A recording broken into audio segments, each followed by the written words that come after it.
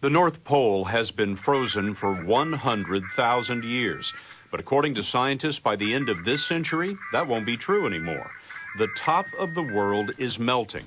There's been a debate burning for years about the causes of global warming. New evidence shows that man is contributing to the warming of the planet, pumping out greenhouse gases that trap solar heat.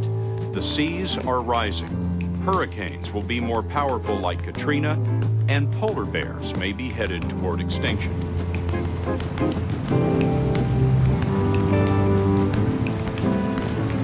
Wake up, you're sleeping, American dreaming. Wake up, you're sleeping, American dreaming. Wake up, you're sleeping, American dreaming.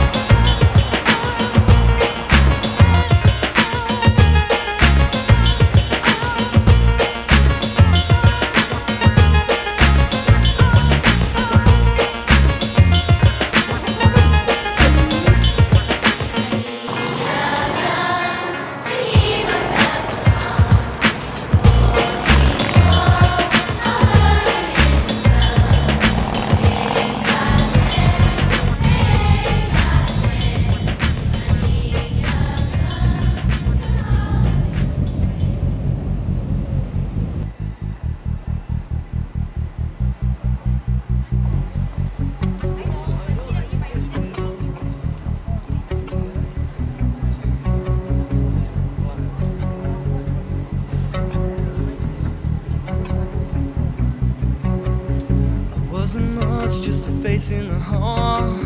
That's all that I could ever be. My mother said if she could, she'd have known me.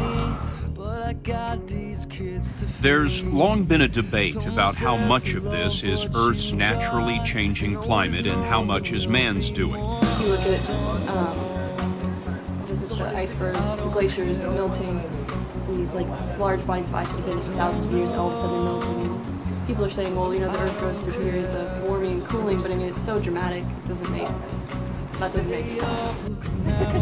Yeah, I mean, I'm not a scientist, and I'm sure there's definitely probably a lot of legitimate arguments for, I mean, the Earth has sort of natural cycles that we go through. We've had ice ages, but, I definitely feel like a lot of it has to do with our lifestyles on the planet.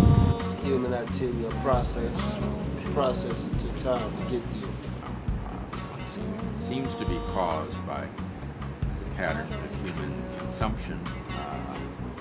It's been going on for a long time. It's not just something in the last 5 or 10 years. We haven't seen CO2 levels like this in hundreds of thousands of years, if not millions of years.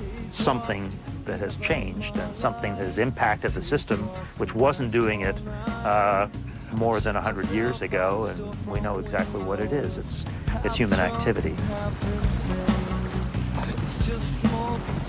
Right now it's only affecting creatures besides humans, but it's not like it's just going to stop. realistically, it's just a snowballing problem. And yeah, right now it's polar bears, yeah, right now it's polar bears, but it's only a matter of time until it's something we actually need for our existence.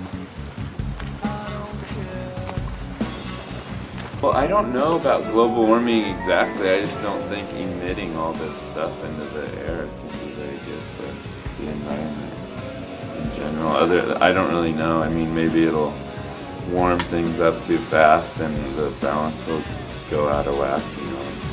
Things are delicately balanced. So.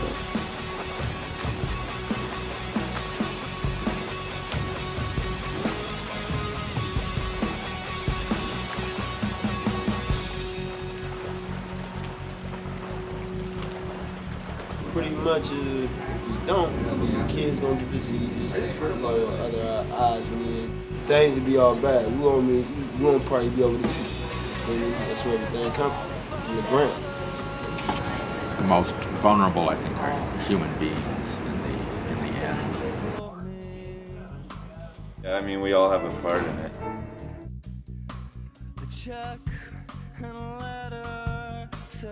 Like, it's something that has to be on a governmental and sort of, I mean, we just have to be waking up.